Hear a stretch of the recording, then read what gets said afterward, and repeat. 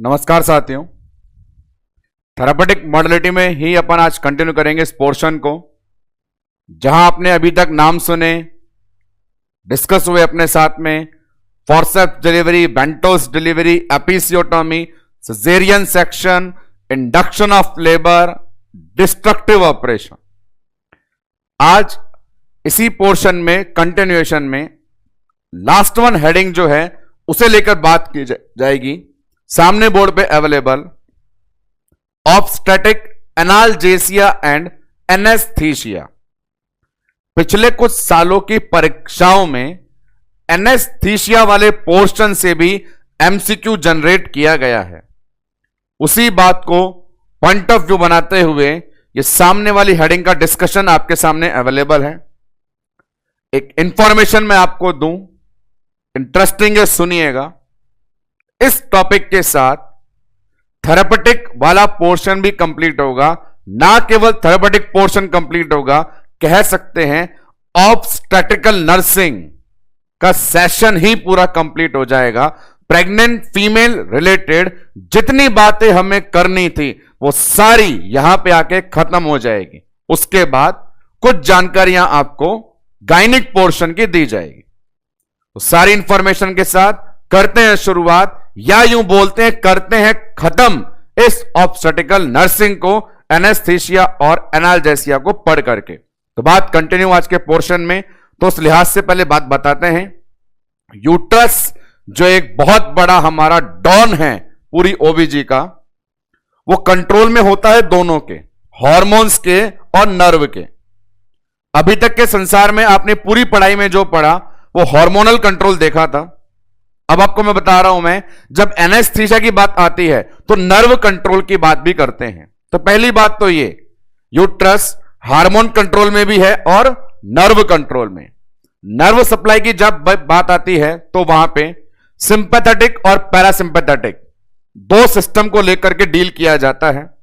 तो यूट्रस को भी दोनों सिस्टम की सप्लाई होती है। इस सप्लाई को ये कहां से होती है जानिए, क्योंकि एक बहुत अच्छे एग्जाम में सप्लाई से भी एमसीक्यू बना रखा है। जनरल एक स्टूडेंट ये इमेजिन करता है कि यूट्रस पेल्विक ऑर्गन होता है जो सैक्रम कॉक्सिक्स के अंडर आता है, लेकिन जब आप इसकी सिंपैथेटिक सप्लाई देखेंगे तो पता चलेगा वो सप्लाई थोरैसिक एरिया से होती है, लोअर थोरैसिक अपर लंबर से होती है। क्योंकि हम जानते हैं हमारी पूरी बॉडी में नर्व सप्लाई पीछे स्पाइनल कॉर्ड की ब्रांचें सिंपैथेटिक पैरासिम्पैथेटिक जो होती हैं उनसे रेगुलेट होती हैं।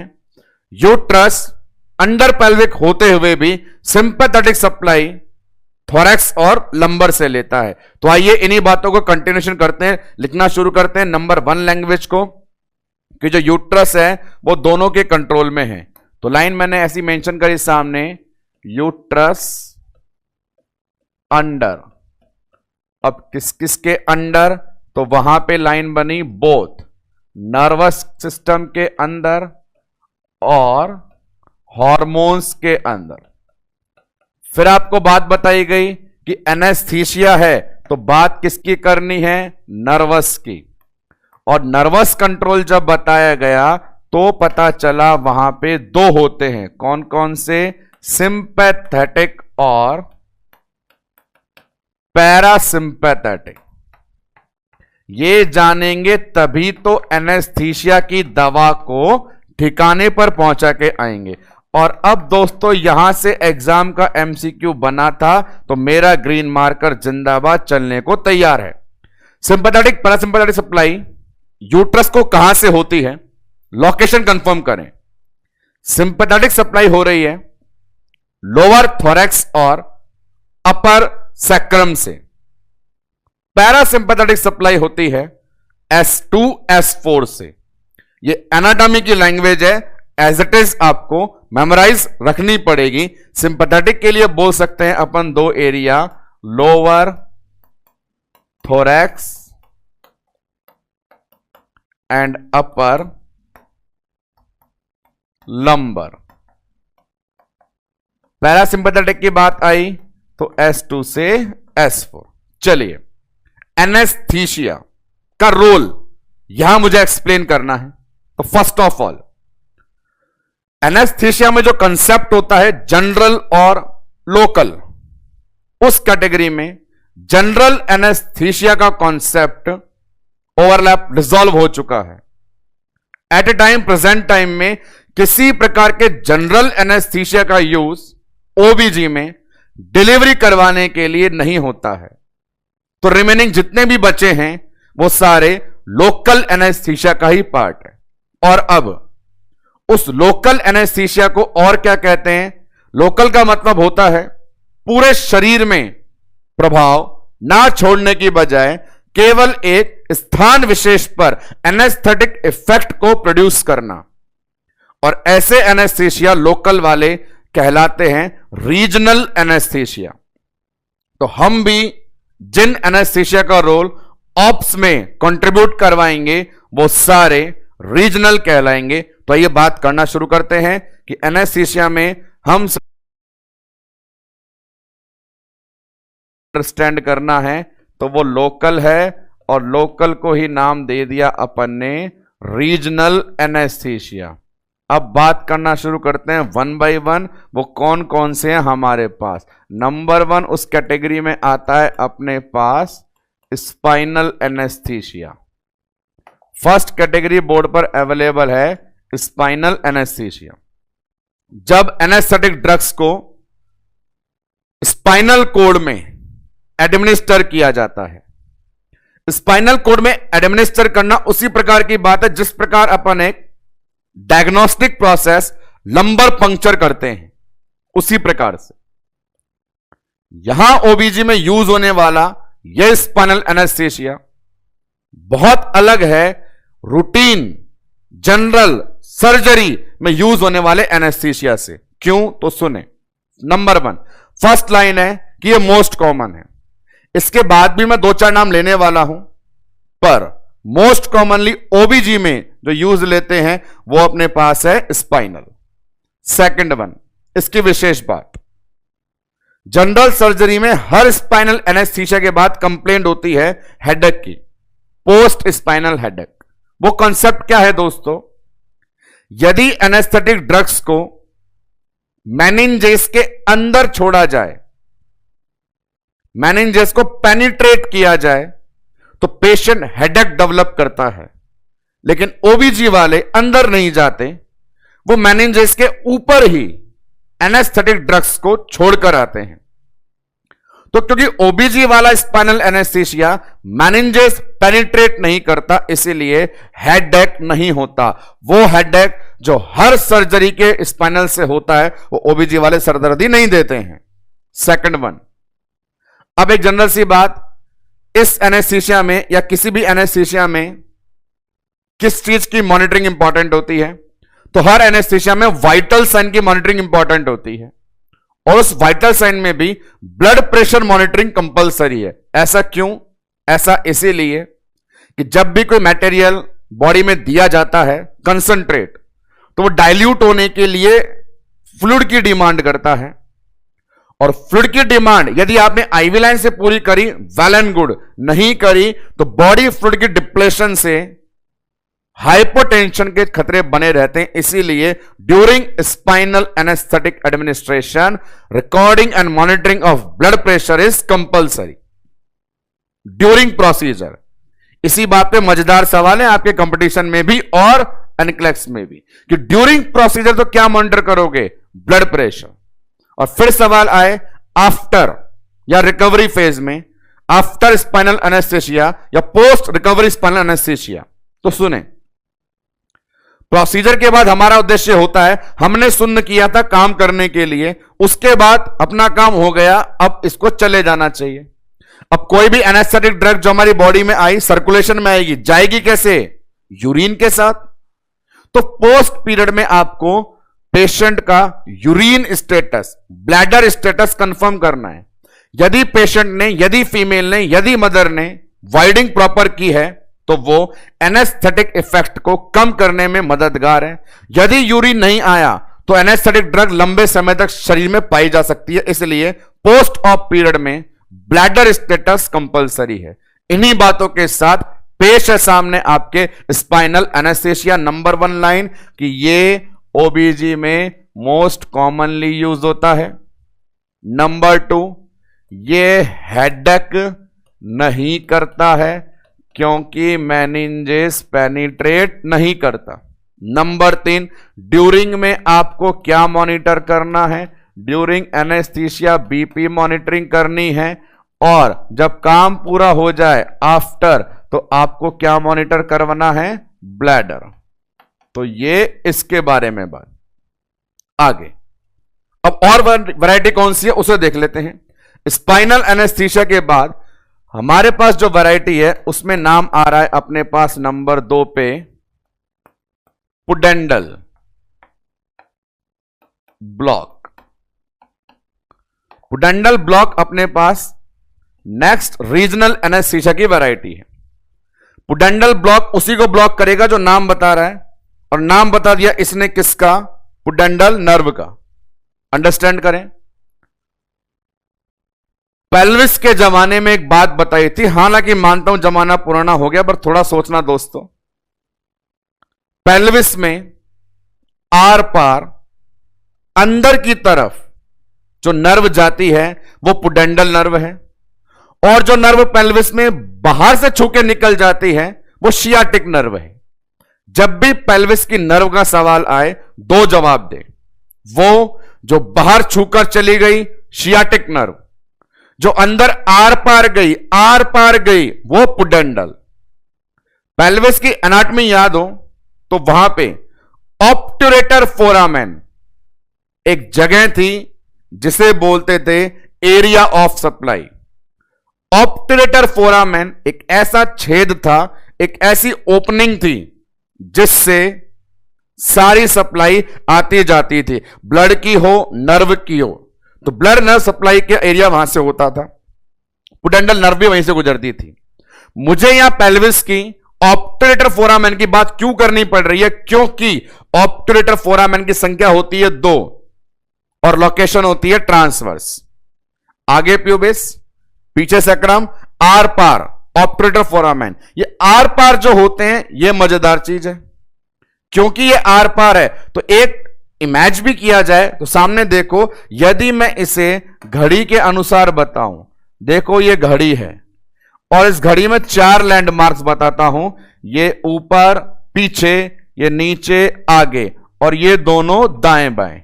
तो पुडेंडल नर्व के जाने का एरिया कौन सा है? ये वाला, ये एरिया है पुडेंडल नर्व का। ये पीछे वाला सैक्रम, ये आगे वाला प्यूबिस, ये आर पर वाला पुडेंडल। इसी आधार पे क्लॉक घड़ी का एग्जाम्पल लेकर के कहा जाता है यदि यहां से गुजरी तो 9 बजे और यहां से गुजरी तो 3 बजे, इसलिए most common method of pudendal block administration क्या कहा जाता है? वहां जवाब आएगा 3 o'clock ऑब्लिक 9 o'clock। तो देखिए दोस्तों कितना जबरदस्त एमसीक्यू इसकी लैंग्वेज से बन के आ रहा है कि पुडेंडल एनेस्थीसिया देने का जो तरीका है किस नाम से कहलाता है। क्योंकि पुडेंडल नर्व शरीर में आर पार पाई जाती है, इसलिए देने का मेथड 3 o'clock 9 o'clock पोजीशन से जाना जाता है। नेक्स्ट वन, अपने पास अगली वैरायटी जो आने वाली है उस कैटेगरी में शामिल है नंबर 3 पैरा सर्वाइकल।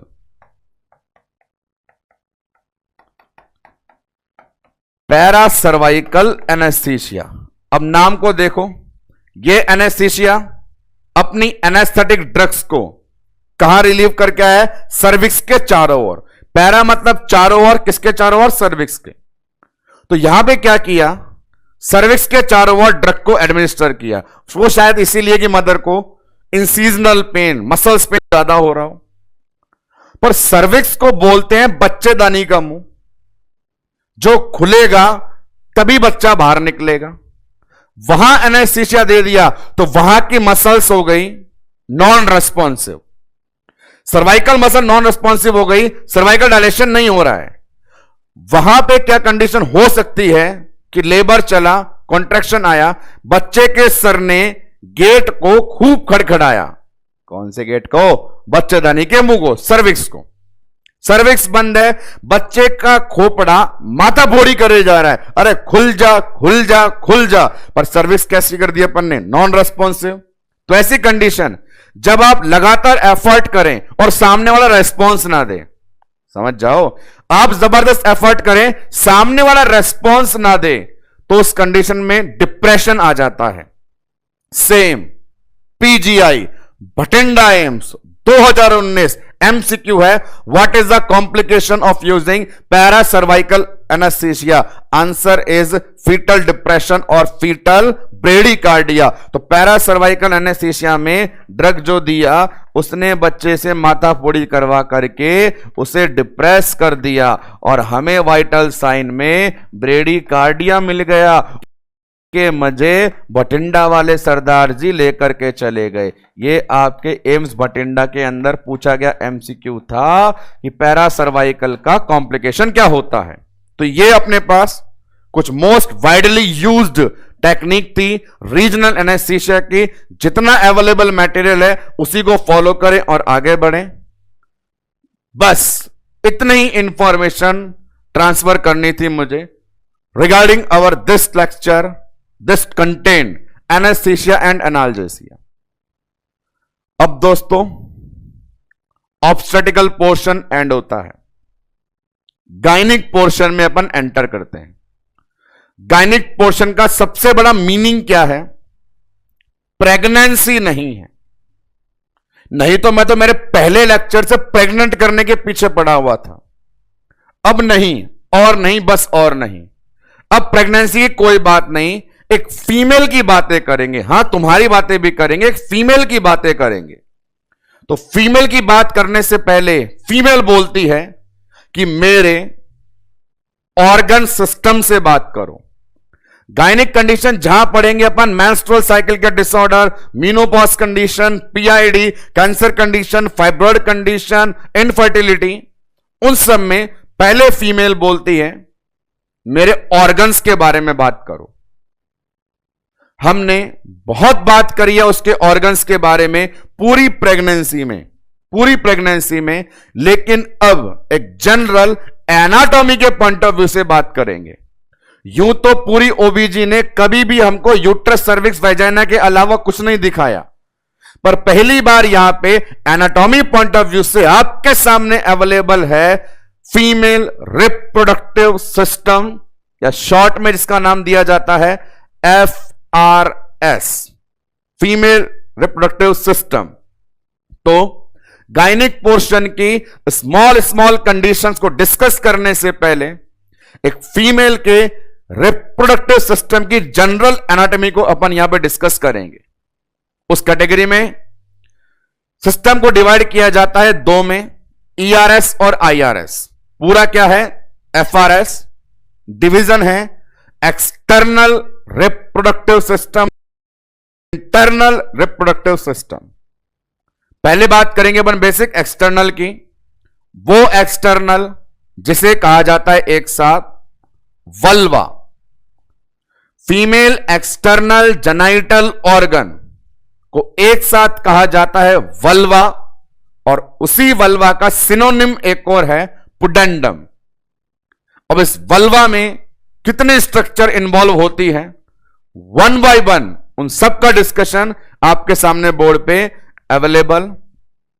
कंप्लीट अपने पास डायग्रामेटिक इंफॉर्मेशन लेकर आया है।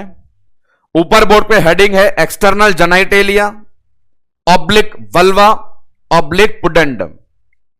जहां मैं नंबरिंग डालता जाऊं वो नाम आप देखते जाइएगा। पहले आप देख लीजिए एक बार, ठीक है, कोई बात नहीं, रुक जाता हूं मैं, कोई दिक्कत नहीं, रुक गया मैं, हाँ रुक गया, गिनती गिन रहा हूं मैं, फिर मैं शुरू होऊंगा, आप गिनना। चलो स्टार्ट करें। सबसे पहले इस वल्वा और पुडेंडम में नंबरिंग करी जाए तो पार्ट नंबर 1 होता है मॉन्स प्यूबिस।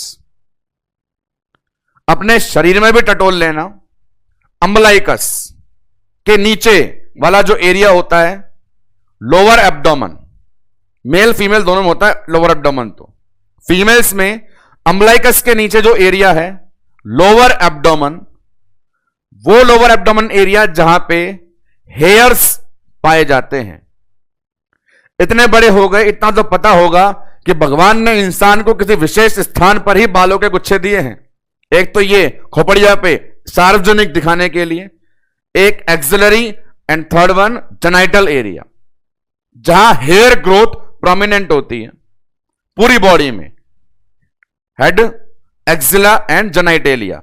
तो जेनाइटल ऑर्गन में अम्बलाइकस के नीचे जहां हेयर ग्रोथ शुरू होती है वो पार्ट नंबर 1 होता है मॉन्स प्यूबिस। सामने ये अवेलेबल मॉन्स प्यूबिस वाला वो एरिया जहां पे हेयर पाए जाते हैं। नंबरिंग में से देना चाहूं तो यहां पे नंबर दिया मैंने इसे 1, मॉन्स प्यूबिस नंबर 1। और ये जो हिस्सा है थोड़ा सा एलिवेट होता है, सबक्यूटेनियस का बना होता है। तो परिभाषा, it is subcutaneous elevation covered by hairs. आते हैं नंबर 2 पे। इतने सारे नाम भले ही बोर्ड पे लिखे हों, पर केवल मेरे नंबर 2 को सुने। नंबर 2 है लेबिया मेजोरा और नंबर 3 है labia minora. Labia majora, labia minora, ये जो स्ट्रक्चर हैं इन्हें लिप, होठ, टच कर लो, घबराओ मत, होठ ही तो है। जो होठ है उनकी जो कंसिस्टेंसी है, जितने वो सॉफ्ट है, मेरे तो बहुत सॉफ्ट है, ठीक है, जितना सॉफ्ट है उस बेस पे नाम देते हैं outer lip, inner lip. Labia majora outer lip, लेबिया minora inner lip. ये आपके नंबर 2 और नंबर 3 नाम आने वाले, ढूंढते हैं बोर्ड पे। तो देखिए लेबिया मेजोरा ये अपने पास second, and then labia minora is third. तो हमारे पास एक्सटर्नल ऑर्गन्स में number 1 pubis, second 1 majora, third 1 minora. बात करें मेजोरा में भी आप देखें इस प्रकार हेयर पाए जा रहे हैं, तो उसके लिए भी same language, it is subcutaneous fold. Mons pubis था सबक्यूटेनियस एलिवेशन, ये subcutaneous fold also contain hair. Outer lip, minora, inner lip.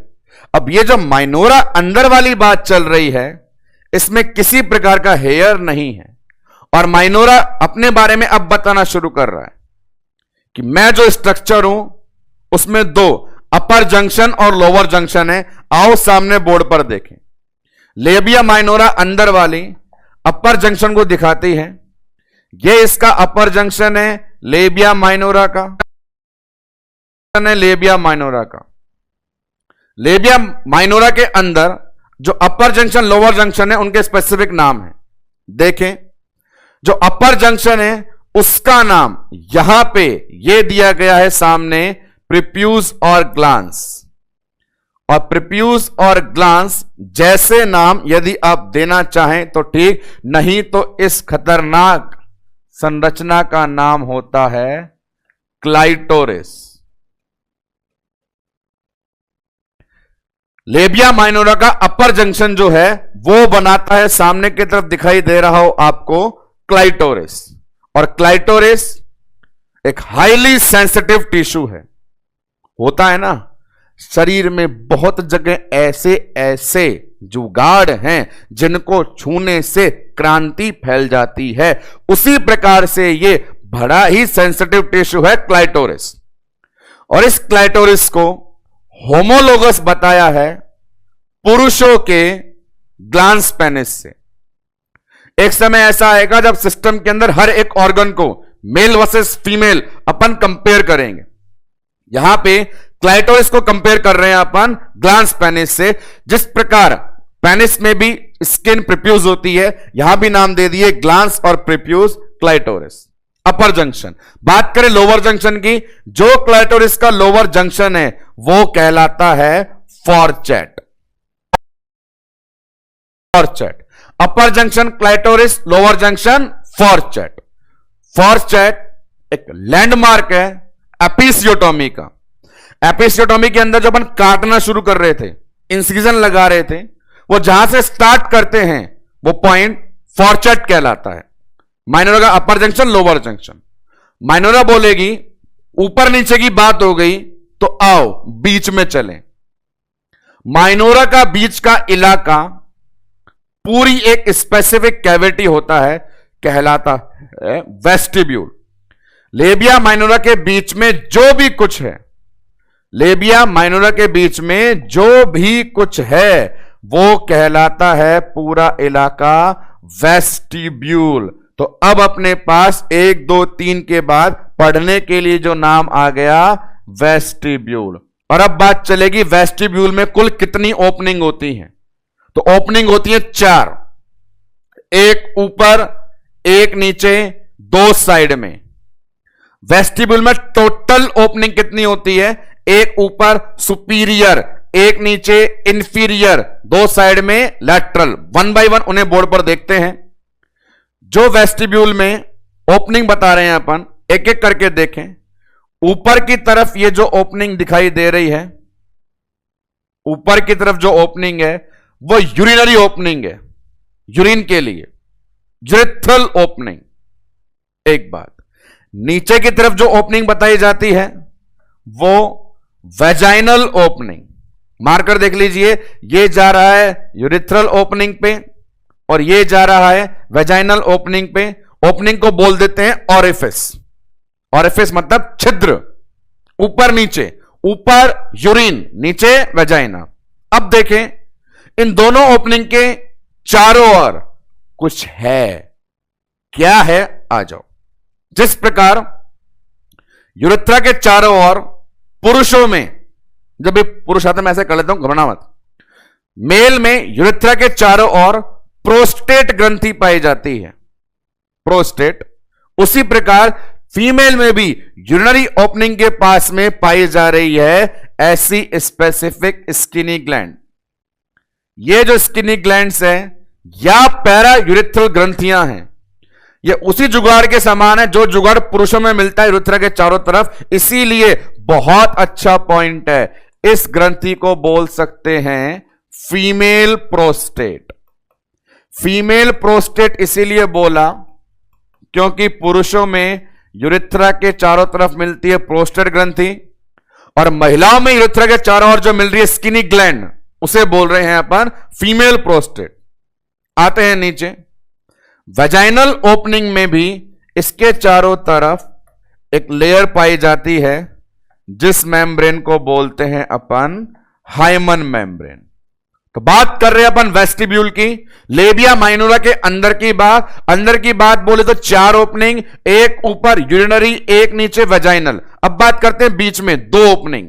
बीच के अंदर यहां पे 2 ओपनिंग मिलती है, ये देखिए इस तरफ और ये इस तरफ। ये ओपनिंग जिसके लिए बनी है वो है अपने पास बार्थोलिन ग्लैंड। याद करना, एपिसियोटोमी लेक्चर में मैं बता रहा था कि साइड में निकलती है इसकी डक्ट, इसलिए लैटरल करते हैं तो कट सकती है। तो बार्थोलिन ग्रंथि की कुल 2 ओपनिंग वेस्टिब्यूल में लैटरल साइड में पाई जाती है। ये जो बार्थोलिन ग्रंथि है बड़ी शानदार है। बार्थोलिन ग्रंथि वेस्टिब्यूल के अंदर पाई जा रही है और हर ग्रंथि के समान ये भी सिक्रिएशन रिलीज करती है और ये उस समय सिक्रेशन ज्यादा रिलीज करती है जब माहौल वाली बात चलती है।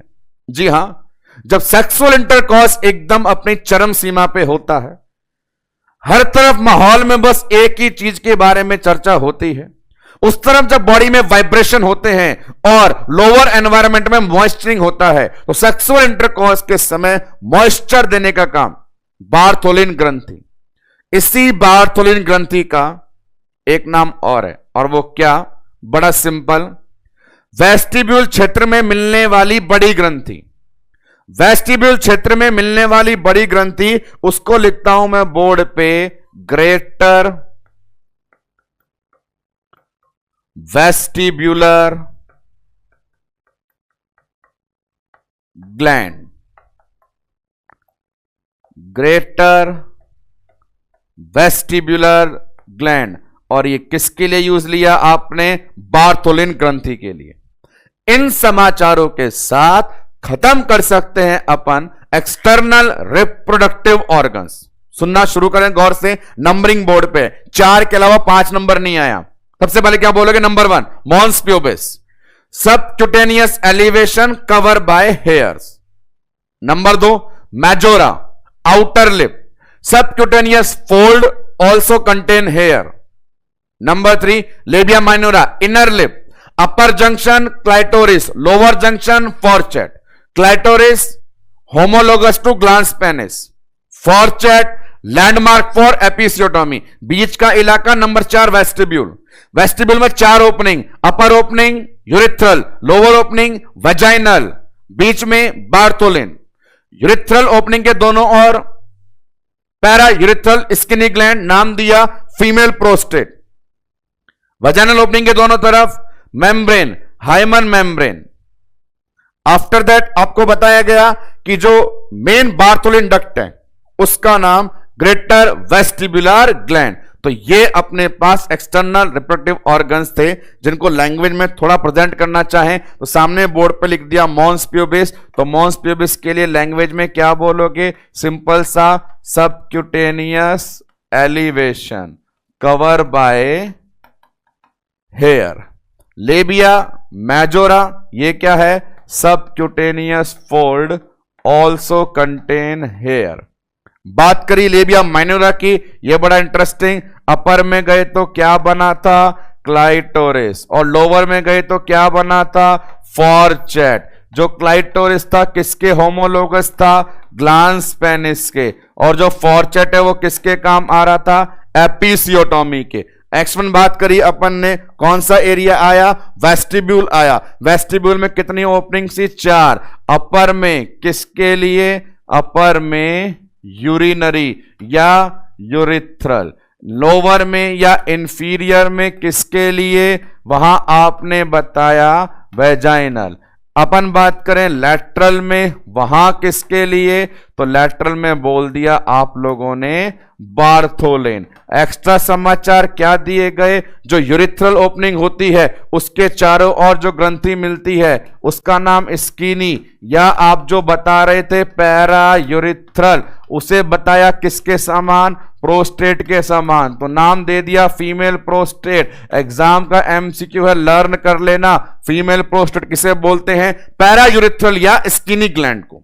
नेक्स्ट वन, वेजाइना के चारों ओर जो मेम्ब्रेन मिलती है उस मेम्ब्रेन का नाम क्या दे दिया? Hymen membrane. Next one, Bartholin ग्रंथि, इसका बड़ा सारा नाम क्या बताया? Greater vestibular gland. तो ये सारे समाचार ईआरएस के बारे में। ईआरएस के तुरंत बाद आगे बढ़ते हैं आईआरएस पे, इंटरनल रिप्रोडक्टिव ऑर्गन्स। उस कैटेगरी में 4 नाम आएंगे: vagina, uterus, fallopian tube, ovary. Internal genital organ जो हैं उनमें 4 नाम: vagina, uterus, fallopian tube, ovary. 1 by 1 एक एक को इंडिविजुअल पढ़ते हैं। सबसे पहले सामने नाम वेजाइना। तो यहां पे वेजाइना की एनाटॉमिकल लोकेशन को क्लियर करने वाला एक डायग्राम प्रेजेंट किया गया है। इस डायग्राम की मदद से दोस्तों बहुत इंटरेस्टिंग बात है, मैं इसकी परिभाषा का एक विशेष शब्द बता पाऊंगा। वेजाइना में जब इसे इंट्रोड्यूस करेंगे तो सिर्फ एक शब्द को बताने के लिए ये इतना बड़ा डायग्राम हैंडमेड और ये मार्केट मेड दोनों अवेलेबल है। मार्केट में भी यही बताया जा रहा है कि आगे की तरफ ब्लैडर, पीछे की तरफ रेक्टम, बीच में यूट्रस और नीचे नलियां। इस चीज को हैंडमेड से बड़ा इजी समझे। तो देखें, प्रेगनेंसी की बात नहीं करनी मुझे पता है, पर सुनो तो, मैं बताया था कि यूट्रस के अड़ोसी पड़ोसी, यूट्रस के आगे अड़ोसी ब्लैडर, यूट्रस के पीछे पड़ोसी रेक्टम होता है। अब इन तीनों के नीचे देखो, यूट्रस के नीचे वेजाइना, ब्लैडर के नीचे यूरेथ्रा, रेक्टम के नीचे एनल कैनाल। बोर्ड पे वेजाइना ढूंढनी है आप लोगों को। कहां है वेजाइना? ये रही वेजाइना, रेड मार्कर से। अब बड़े गौर वाली बात, जैसा आपने सीखा कि ये जो नालायक औलाद है यूट्रस, कभी सीधा खड़ा नहीं होता, ये आगे झुका रहता है। यूट्रस आगे झुका रहता है, आगे किसकी तरफ? ब्लैडर की तरफ। तो यहां से हमें क्या शिक्षा मिलती है कि वेजाइनल वॉल की लंबाई एग्जामिनर पूछता है। वेजाइना में दो दीवार होती है, आगे की दीवार, पीछे की दीवार, नो चीन की दीवार। आगे की दीवार ब्लैडर की तरफ वाली, पीछे की दीवार रेक्टम की तरफ वाली। तो बात करें, यहां नाम लिखा मैंने आगे की दीवार एंटीरियर, यहां मेंशन किया पीछे की दीवार पोस्टीरियर। और गौर फरमाने वाली बात है, यूट्रस जब आगे की तरफ झुका तो अपने साथ आगे की दीवार को भी ले मरा। इसी कारण पीछे की दीवार तो सीधी इतनी बड़ी की बड़ी दिखी और रही, और आगे वाली बेचारी छोटी हो गई। और यह लाइन बताने के लिए सामने डायग्राम मैंने मैनिपुलेट किया कि क्या वेजाइना में कितनी दीवार होती है? दो। क्या दोनों एक समान होती है? नहीं। कौन सी छोटी कौन सी बड़ी? आगे की छोटी पीछे की बड़ी। क्यों? क्योंकि आगे यूट्रस ने फ्लेक्शन किया, तो फ्लेक्शन नेचर के कारण आकार कम रह गया। ये एनाटॉमिकल लोकेशन देखते हुए शुरू करते हैं बात करना इंटरनल ऑर्गन वेजाइना के बारे में, सामने बोर्ड पे अवेलेबल अबाउट के बारे में। तो वेजाइना के लिए सबसे पहले यह कहा जाता है कि यह एक प्रकार का कनेक्शन है एक्सटर्नल और इंटरनल के बीच। अभी जो आपने पढ़ा वल्वा एक्सटर्नल, और जो ऊपर है internal, cervix, uterus, fallopian to ovary, उनके बीच का एक कनेक्शन है। और जिसका बना होता है उसके बेस पे नाम, it is fibromuscular connection. What is vagina? आपसे पूछे क्या है वेजाइना, जवाब फाइब्रोमस्कुलर कनेक्शन। फाइब्रस का बना है, मसल्स का बना है, तो लिख देते हैं अबाउट के अंदर व्हाट इज वेजाइना। तो ले ले भाई जवाब, जवाब क्या है? It is fibro muscular connection. किस किस के बीच? ERS and IRS। First thing. Second one most important thing कि वेजाइना में दो दीवारें होती है, एंटीरियर पोस्टीरियर। बड़ी वाली पोस्टीरियर, छोटी वाली एंटीरियर। आगे वाली छोटी क्योंकि फ्लेक्शन नेचर ऑफ यूट्रस। यही लिखना है इसके अंदर भी कि वेजाइना में किसके बारे में बताने चाहते हो? वाल के बारे में। वाल क्या बताई आपने? पोस्टीरियर और anterior. Posterior 10 centimetre, anterior 8 centimetre due to flexion of uterus. और अब यहां पे तीसरी इंपॉर्टेंट बात जो निकल के आएगी इससे, ये जो यूट्रस ने फ्लेक्शन किया, वेजाइना की अगली दीवार को दबा दिया। तो जब भी किसी को दबा देते हैं वो डिप्रेस हो जाता है, और डिप्रेशन में वहां पे खड्डा पड़ जाता है। सेम अपन देखते हैं डायग्रामेटिक कंडीशन के अंदर भी।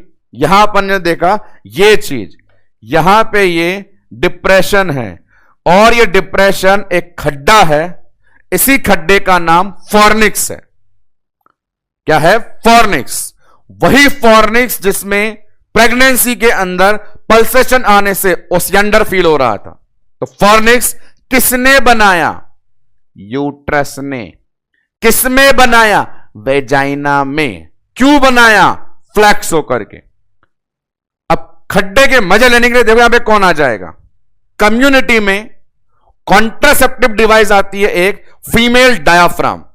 डायाफ्राम वो नहीं छाती पेड़ को अलग करने वाला, ठीक है, कंडोम जैसा जुगाड़ होता है एक, डायाफ्राम।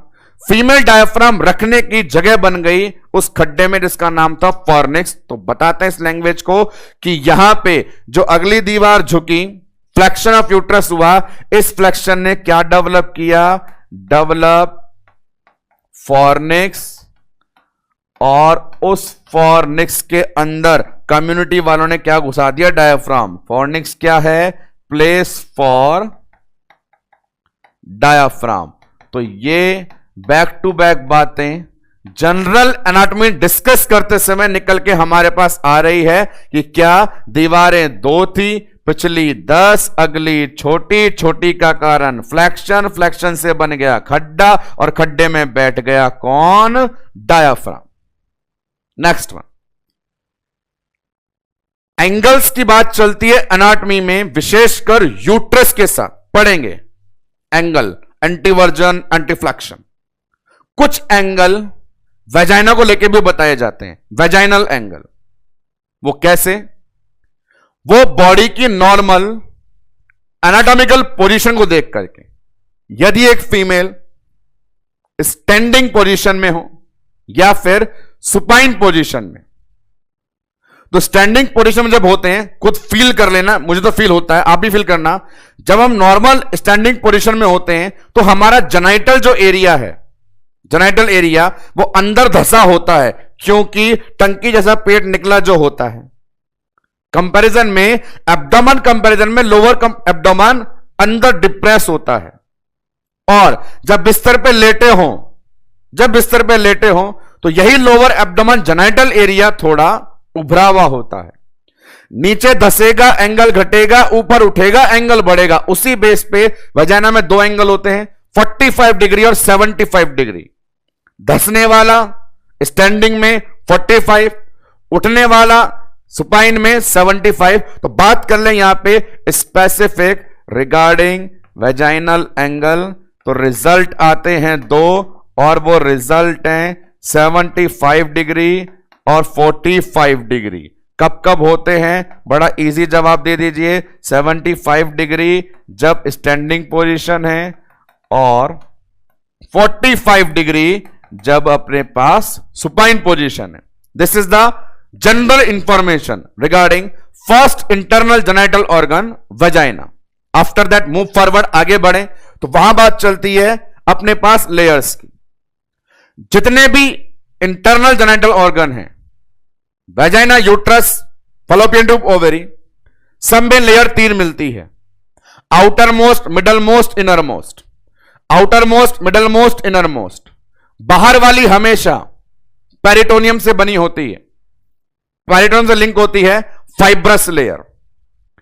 बीच वाली हमेशा मसल्स की होती है, मस्कुलर लेयर, और अंदर वाली हमेशा म्यूकस की, म्यूकोसा लेयर। तो यहां भी 3 लेयर है, fibrous, muscular, mucosa, outer, middle, inner. तो पहले इन 3 का नाम लिखता हूं, फिर बताऊंगा इनके अंदर की इंटरेस्टिंग बातें। तो 3 नाम अपन ने बोला, बाहर की तरफ आउटर, बीच में मिडल, अंदर इनर। नाम आएंगे outer most, middle most, inner most. नाम क्या क्या है? बड़े सिंपल दें। आउटर वाले को क्या बोलते हैं? फाइब्रस लेयर, ठीक है भाई, कोई सवाल नहीं। मिडल को क्या बोलते हैं? मस्कुलर लेयर, ये भी ठीक है, कोई सवाल नहीं। अंदर वाली को बोलते हैं म्यूकोसा लेयर। रुक, बताती हूं अभी कितने प्रकार के सवाल है। ये कह रही है म्यूकोसा लेयर। अब सुने, यहां से आपकी बातें शुरू होती है। क्या बातें हैं? बैक टू बैक पॉइंट्स में तो सुनना। वेजाइनल म्यूकोसा बड़ी जोरदार चीज है, देखो क्या क्या इंफॉर्मेशन दे रही है। वेजाइनल म्यूकोसा जो है उसे एक जिम्मेदारी दी जाती है। कोई किसी के लायक होता है तो कुछ दिया जाता है उसको। वेजाइनल म्यूकोसा की जिम्मेदारी है maintenance of pH. Maintenance of pH, बड़ी इंटरेस्टिंग चीज कि इनर मोस्ट म्यूकोसा लेयर की रेस्पॉन्सिबिलिटी है मेंटेनेंस ऑफ पीएच। फिर बात चलती है, अच्छा नॉर्मल पीएच होती कितनी है? तो बताइए। Normal female vaginal pH acidic होती है 4 से 5। याद रखना, प्रेगनेंसी में मोर एसिडिक थी 3 से 4। तो नॉर्मल पीएच या रेंज भी लिखो कि इसको मेंटेन रखना है, और मेंटेन किस रेंज में रखना है? नॉर्मल रेंज में। और नॉर्मल रेंज कितनी है? 4 से 5, और बीच वाला पूछ ले तो 4.5 चलेगा। अच्छा, जिम्मेदारी पीएच मेंटेन करना है, कितनी मेंटेन करना है वो बता दी। किसी की मदद चाहिए तो बता दे। तो मदद करता है एक माइक्रो ऑर्गेनिज्म, डोडरलिन बेसिलाई। तो which micro organism responsible to maintain vaginal acidic pH? जवाब देना वहां पे डोडरलिन बेसिलाई। ठीक है साहब, अब आगे। अब किसी ने पूछा म्यूकोसा से तो पीएच एसिडिक कैसे बनाएगी? तो जवाब सुनो उसका। उसका कहना है कि मुझे ग्लाइकोजन चाहिए। क्या चाहिए? ग्लाइकोजन। वेजाइनल म्यूकोसा में, बड़े ध्यान से सुनना दोस्तों, दुनिया भर का एब्यूडेंट अमाउंट में एक्सेसिव अमाउंट में ग्लाइकोजन पाया जाता है और यह डोड्रलिन बेसिलाई उसी ग्लाइकोजन को खा करके फर्मेंटेट करके लैक्टिक एसिड बनाता है, जिससे पीएच एसिडिक होती है। तो यहां पे बताया गया कि वेजाइनल म्यूकोसा में दुनिया भर का क्या पड़ा है, ग्लाइकोजन। तो जिस माता बहन की वेजाइना की म्यूकोसा में दुनिया भर का ग्लाइकोजन है, वहां पे काफी सारे फर्मेंटेशन से पीएच एसिडिक है। और ये ग्लाइकोजन भरने का काम कौन करता है इसके अंदर, बता दूं आपको चुपके से, वो करता है एस्ट्रोजन। कौन करता है? एस्ट्रोजन। बड़ा ईमानदार आदमी है। एस्ट्रोजन हार्मोन वेजाइनल म्यूकोसा में ग्लाइकोजन भरता है, उस ग्लाइकोजन को डोड्रलिन बेसिलाई फर्मेंटेट करके लैक्टिक एसिड में बदलता है। उस लैक्टिक एसिड के कारण वहां पर पीएच एसिडिक हो जाती है, 4 से 5, 4.5 हो जाती है, और यही चीज सारे काम वेजाइना की म्यूकोसा में चलते हैं। तो यहां पे एक इंपॉर्टेंट टेस्टिंग की बात चलेगी। एक टेस्ट होगा, एक प्रोसीजर होगा, एक साइंटिस्ट आएगा, वो देखने जाएगा कि वेजाइनल म्यूकोसा में ग्लाइकोजन है या नहीं। यदि वेजाइनल म्यूकोसा में ग्लाइकोजन है तो पीएच एसिडिक रहेगी, इंफेक्शन नहीं होगा, हेल्दी वेजाइना। और यदि वेजाइनल म्यूकोसा में डेफिशिएंसी है ग्लाइकोजन की, तो उसे बोलेंगे अनहेल्दी वेजाइना। तो ऐसा साइंटिस्ट जो वेजाइनल म्यूकोसा में ग्लाइकोजन ढूंढने गया, उस टेस्ट को नाम दिया आप लोगों ने शिलर। इसको एक बार पढ़ना, थोड़ा इंटरेस्ट लगेगा। एस को साइलेंट करके, एस साइलेंट कर दे तो नालायक का नाम आता है। पर अपनी आदत खराब है कि अपन किसी का नाम बिगाड़ने में समय नहीं लगाते हैं। तो शिलर इसका ओरिजिनल नाम है, चिल्लर अपने लेक्चर का नाम है। बात कर लेते हैं शिलर टेस्ट। क्या है ये टेस्ट? एक साइंटिस्ट है जो क्या ढूंढने गया? Glycogen. Schiller test is done to diagnose glycogen presence in vaginal mucosa. तो पर्पस सामने बोर्ड पे बता दिया जाए, क्या पर्पस है भैया तेरा? Diagnose glycogen in vaginal mucosa.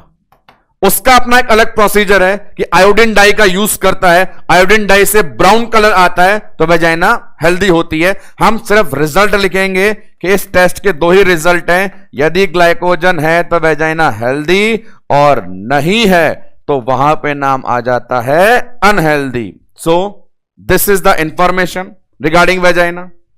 अब बात म्यूकोसा की चल रही है, तो वेजाइना म्यूकोसा के बारे में एक बात और बता के जाएगी, और वो क्या कि वेजाइनल म्यूकोसा में दुनिया भर के ऐसे उतार चढ़ाव होते हैं।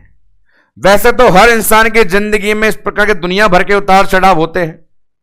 कुछ उतार चढ़ाव हमारे नर्वस सिस्टम के खोपड़ी में सारे गलकाई भी होते हैं, पर वेजाइना की म्यूकोसा में दुनिया भर के उतार चढ़ाव पाए जाते हैं। होता क्या है, ऐसे करने से बहुत सारे छोटे छोटे स्पेस बन जाते हैं।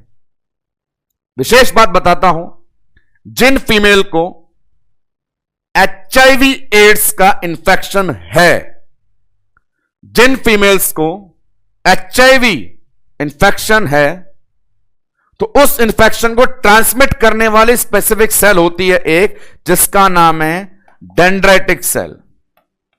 घबराए नहीं, ये डेंड्राइटिक सेल आपके अंदर और मेरे अंदर तो बिल्कुल भी नहीं है।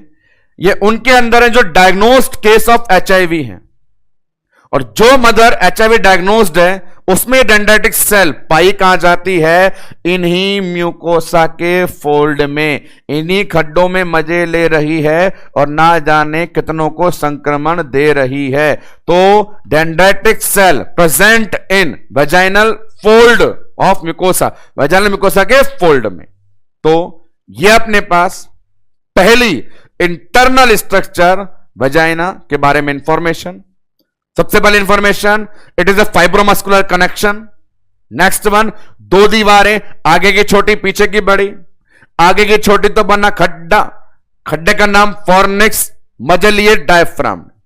लेयर की बात करी, आउटर फाइब्रस गोली मारो, मिडल मस्कुलर गोली मारो, अंदर म्यूकोसा आ जाओ। म्यूकोसा की जिम्मेदारी पीएच मेंटेन करना। पीएच कितनी? एसिडिक। वैल्यू कितनी? 4 से 5। माइक्रो ऑर्गेनिज्म कौन सा? डॉटरलिन बेसिलाई। खाएगा किसको? ग्लाइकोजन को। ग्लाइकोजन ढूंढेगा कौन? ये चिल्लर। ये चिल्लर ऐसे चिल्लरगिरी कर सकता है। Move forward. Our next internal reproductive organ, the major organ is uterus. आइए बात करें आगे की तरफ बढ़ करके। हमारे पास नेक्स्ट वन जो most important internal reproductive organ है उसकी बात करते हैं। बोर्ड पे अवेलेबल है यूट्रस। यूट्रस अपने बारे में परिचय दे रहा है, उस परिचय को सुने। सबसे पहला परिचय, इसका मेजरमेंट इंटरेस्टिंग है।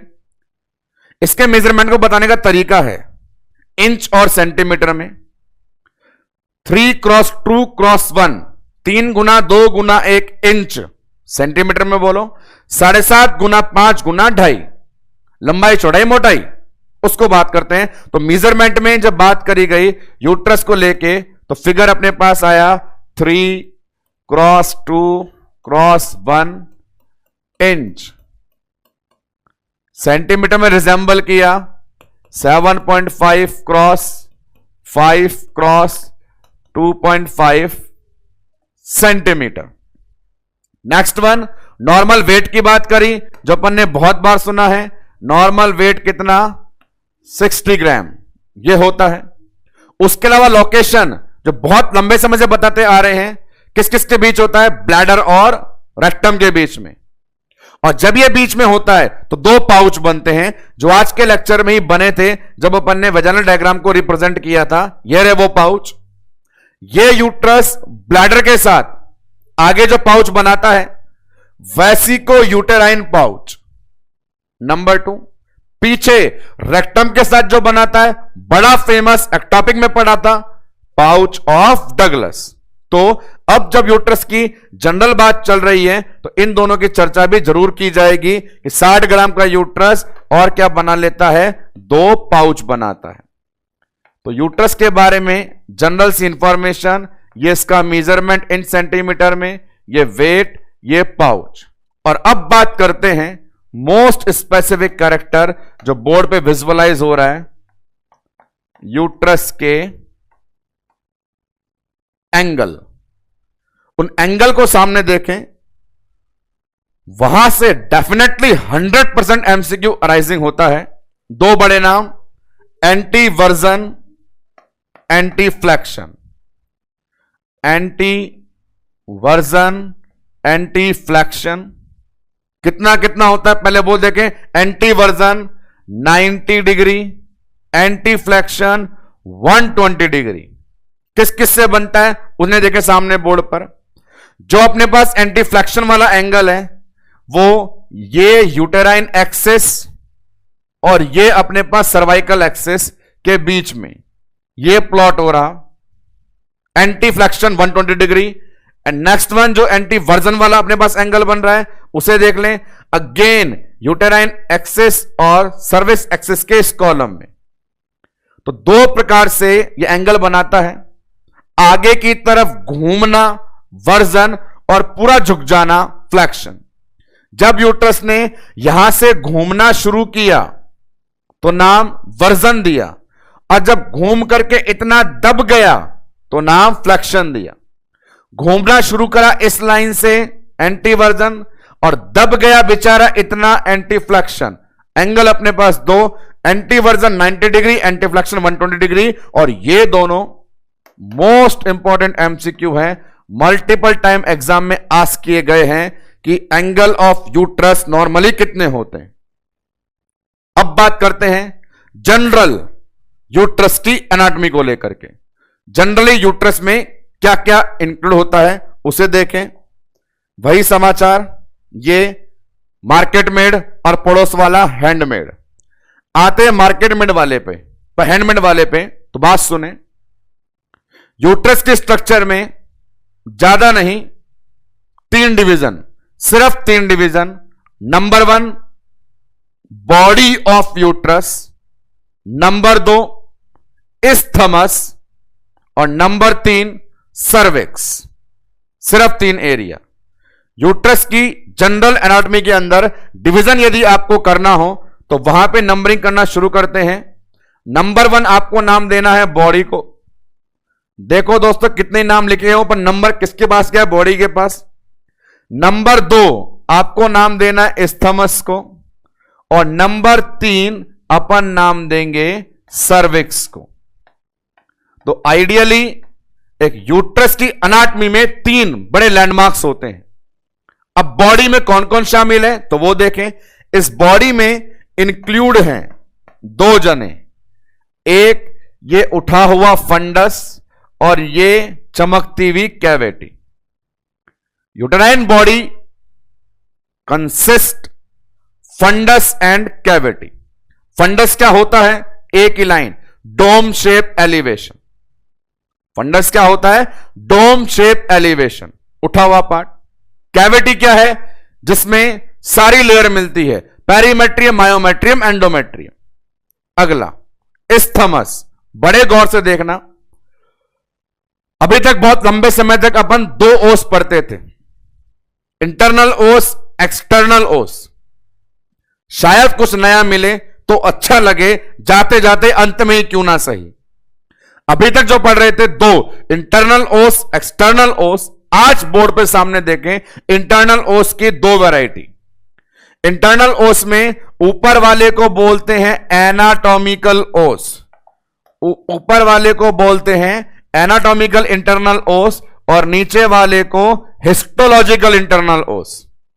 इंटरनल ओस 2 बना दिए, ये ऊपर वाला एनाटॉमिकल और नीचे वाला हिस्टोलॉजिकल, और परमानेंट बाहर वाला एक्सटर्नल। तो एक्सटर्नल ओस तो एक ही था, एक ही रहा। नई जानकारी के मुताबिक यहां पे इंटरनल 2 हो गए, और जैसे ये 2 हो गए तो इन दोनों के बीच की दूरी को नाम क्या दे दिया? इस्थमस। इस्थमस जो लैटिन साइन में भी हमारे काम आया था, यहां बता रहा it is junction between body of uterus and cervix of uterus के बीच का जंक्शन होता है इस्थमस। लोकेशन दोनों ओस के बीच में। ये दोनों ओस कौन से हैं? इंटरनल ही है भाई, कोई नहीं है, दोनों इंटरनल है, एक एनाटॉमिकल एक हिस्टोलॉजिकल। Last cervix. सर्विक्स जो नीचे है इसे बोलते हैं अपन नेक ऑफ यूट्रस, यूट्रस की गर्दन। इस पूरे यूट्रस की गर्दन पकड़नी हो सर्विक्स को पकड़ोगे, इस पूरे यूट्रस की गर्दन पकड़नी हो सर्विक्स को पकड़ोगे, neck of uterus. Then cervix से डेली रिलीज होता है सिक्रेशन, डिस्चार्ज, और वो डिस्चार्ज देखो यहां पे कितने प्रकार से फैला हुआ है। सर्विक्स का धर्म है अपने अंदर से म्यूकस निकालना। वो सर्विक्स अपने अंदर से फंवारे की तरह रोज म्यूकस निकालती रहती है। उस सर्वाइकल म्यूकस का जो अमाउंट है वो भी बताया जाता है 20 to 60 ml पर डे। जो सर्विक्स है, नेक ऑफ यूट्रस है, per day 20 to 60 ml mucus release करती है, और इतनी म्यूकस रिलीज करेगी सारी बाहर नहीं बहेगी, वहीं पर चारों तरफ जम जाएगी, भर जाएगी। सामने बोर्ड पर देखें इस यूट्रस के लोअर सेगमेंट को, जहां सर्विक्स ने चारों तरफ म्यूकस का बहाव बना करके पूरा एरिया बना दिया है। ये सारा एरिया हरे हरे डॉट वाला लबालब भरा पड़ा है, गीला गीला है, मॉइस्ट है, म्यूकस से भरा है। इस तरीके से सर्विक्स का म्यूकस का फैलना कहलाता है अर्बर वाइटी। ये जो पैटर्न सामने बोर्ड पे दिखा रहा हूं मैं आपको, नाम है harbour vitae pattern. Harbour vitae क्या है? सर्वाइकल म्यूकस का यूट्रस के लोअर सेगमेंट में चारों तरफ फैला हुआ पाया जाना। So this is the general anatomy of uterus, consist 3 portion. Number 1 body made from fundus and cavity. Number 2 isthmus between anatomical and histological internal os. Third one cervix known as neck of uterus, release daily mucus about 20 to 60 ml per day, and the pattern of cervical mucus known as arbor vitae pattern. Last one अपन permanent पढ़ते आए हैं पूरी ओबीजी के अंदर। Layer कितनी होती है? 3 लेयर जिंदाबाद। हमेशा की तरह दे दें जवाब। वो कौन कौन सी? सबसे बाहर वाली पेरीमेट्रियम, बीच वाली मायोमेट्रियम, और अंदर ही वाली एंडोमेट्रियम। 3 परतें होती है जिनकी डिटेल हमें बहुत अच्छे से पता है। यहां पे इनके बारे में एक विशेष बात, जो मायोमेट्रियम है उसी में सारी ब्लड सप्लाई होती है, पढ़ा है अपन ने, और जो ब्लड सप्लाई से संबंधित होता है वो काफी इंपॉर्टेंट होता है, क्योंकि ब्लड के बिना किसी ऑर्गन का कोई अस्तित्व नहीं है।